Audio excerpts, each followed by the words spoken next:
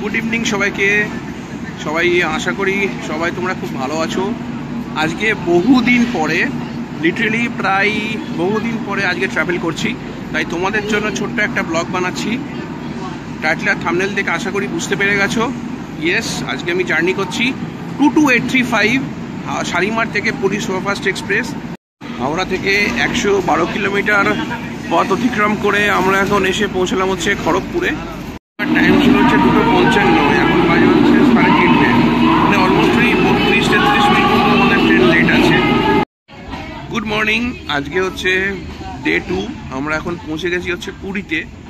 তো আমাদের ট্রেন 4:25 ঢুকিয়ে দিয়েছে পুরীতে। শিডিউল টাইম ছিল 5:10। সকালে পুরীতে পৌঁছে গেলাম, কিন্তু দেখি আকাশের মুখ ভার। যথারীতি আমরা স্টেশন থেকে নেমে অটো করে আমরা চললাম মেরিন ড্রাইভ রোড ধরে আমাদের হোটেলের উদ্দেশ্যে। আগে থেকে হোটেল বুক করা ছিল, তো হোটেল ভেবেছিলাম সকালবেলা তো চেক ইন আমাদের দেবে না, কারণ এখানে পুরীতে যেটা সব থেকে বাজে চেক ইন টাইম হচ্ছে সকাল 9টা।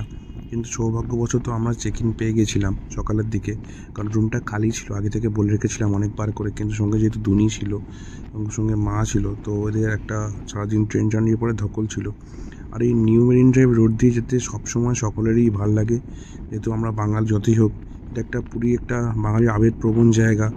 তো এখান থেকে যাওয়ার সময় ভিডিও রেকর্ড করছিলাম তোমাদের জন্য। এই সমস্ত পুরনো জায়গা, পুরনো স্মৃতি, অনেক এই রাস্তায় আমি এসেছি, বহুবার এসেছি।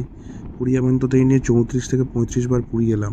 আমি ভুবনেশ্বরেই পড়াশোনা করেছি, তো সেই সূত্রে ভুবনেশ্বরে আমি বহুবার এসেছি। গত 1 বছর আগে আমি স্কুটি নিয়ে এসেছিলাম, তখন আমি বাড়ি কাউকে আনিনি। তো এবারে বাড়ির সবাই মিলে এসেছি, তার মজাটা একটা আলাদাই মজা। তো অটো করে আমরা এখন যাচ্ছি হোটেলের দিকে। আকাশের মুখ ভার যথারীতি, সানরাইজ দেখতে পাইনি, তবু এই ভোরবেলা স্নিগ্ধ হাওয়ায় সমুদ্রতে খুব ভালো লাগছিলো সমুদ্রকে।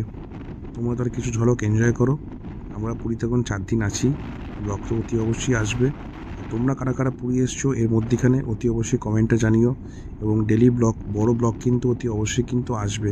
ছোট মিনি ব্লগ তোমরা সাপোর্ট করো, দেখতে থাকো, যা যা হচ্ছে সব কি তোমাদের জানাবো।